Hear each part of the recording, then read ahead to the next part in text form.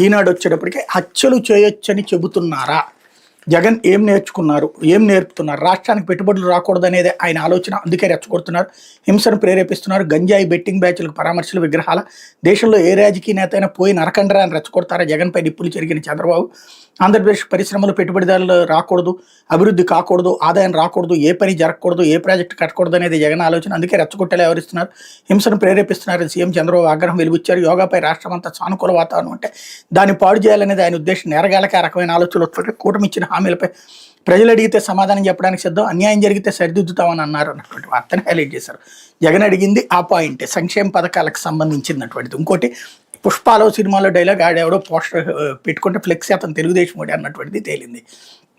తెలుగుదేశం కూడా అది కన్ఫర్మ్ చేస్తూ, బట్ అతను వైఎస్ఆర్ కాంగ్రెస్ పార్టీ అభిమాని అని చెప్తోంది. కానీ దాన్ని తీసుకొచ్చి అతనే నరికేస్తున్నాడు, దాంతో పెట్టుబడులు.